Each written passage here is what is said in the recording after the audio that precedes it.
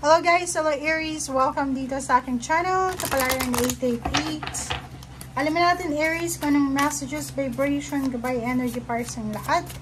Tayo general reading para sa lahat ng Aries. First two cards tayo, so it's last 2 weeks of February 2025. So in general siya.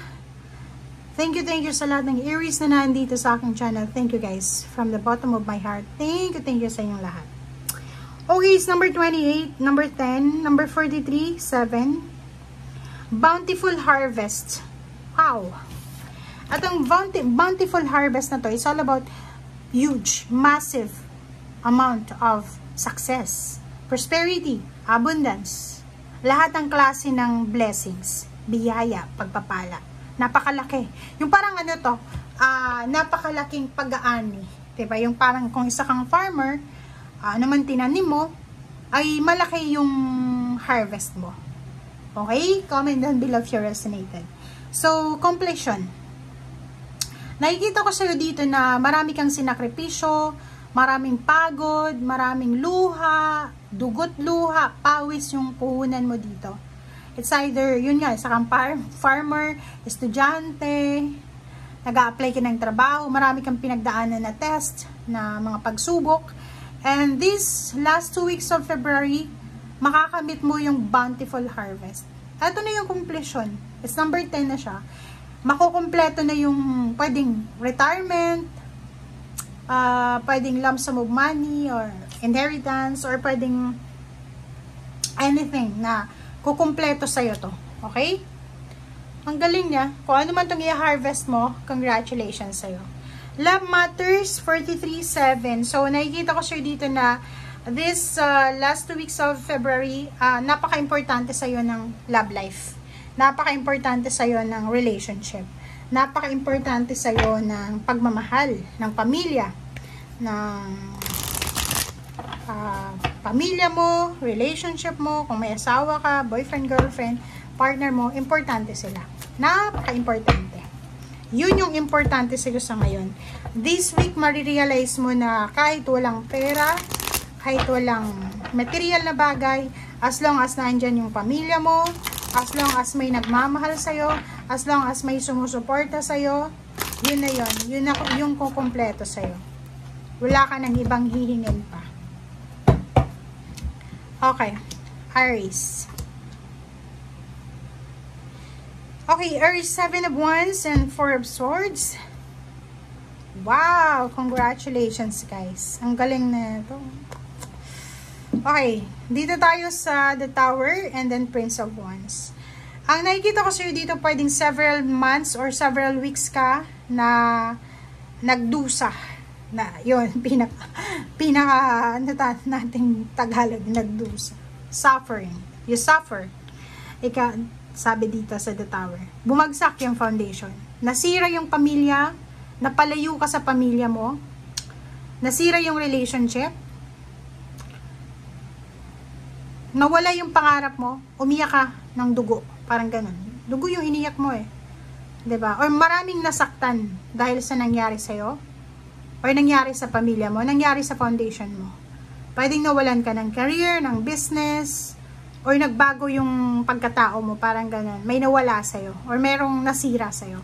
But, this last 2 weeks of February, Prince of Wands, sinasabi sa'yo dito na from this one, from hardship, from heartbreak, sinasabi sa'yo na papasok si Prince of Wands. Prince of Wands is a message of determination, confidence, excitement. So, nakikita ko sa'yo dito na mapagtatagumpayan mo lahat ng mga pagsubok na nangyari sa'yo for several months or years.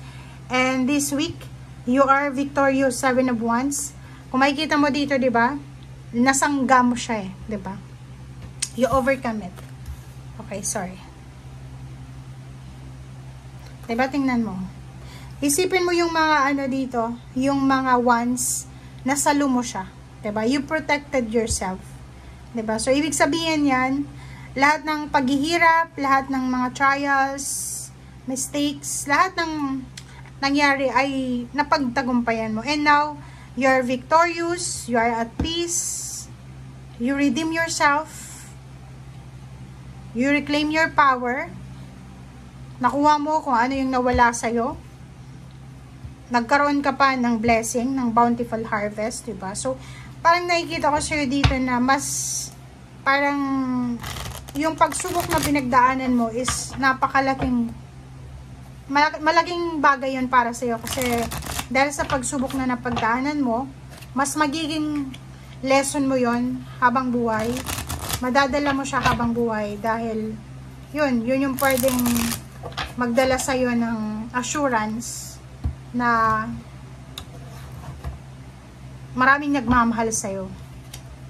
And kahit bumagsak ka man, kahit mawalan ka man ng pera, trabaho, may pamilya ka, may relationship ka na handang maghintay, tumulong sa'yo. Okay? Judgment, King of Swords, and then Two of Cups, and then the Lovers. So, for the last 2 weeks of February, nakikita ko na you will receive judgment. Pwedeng may kaso ka na kinakaharap. So, nakikita ko na straightforward. So, nakikita natin na you're going outside from that situation. Judgment, pwedeng lumabas ka sa comfort zone mo, pwedeng mapanalo mo yung kaso mo kung may kaso ka, pwedeng may panalo mo yung laban mo sa buhay. And in terms of relationship, Two of Cups and Lovers, kita ko sa'yo dito na merong reunion with loved ones, with the family, sa linggong ito. Last 2 weeks siya ng February. Nakikita ko rin yung yung strong bond ng pamilya. Kita ko na you are protected, you are guided ng karelasyon mo, ng family mo. And kung makikita mo dito, yun nga, love matters. Puro lang siya love. So, kung ano man ang mangyari sa'yo, kung ano man ang outcome ng the tower na to, you are still grateful, thankful. Kasi in spite and despite of what happened, you're still standing. You survive, thriving with your family, with your loved ones, with your kids, kung may kids ka.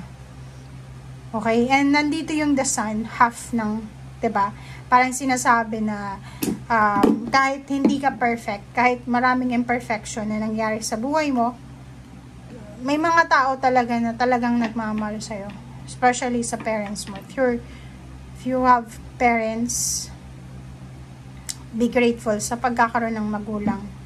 Okay? Sa mga tao. And nakikita ko na by the end of the month of February, doon mo marirealize kung sino yung mga tao na naandyan sa buhay mo. Na kahit anong mangyari, talagang idedepensahan ka nila. Okay? Thank you guys. Bye!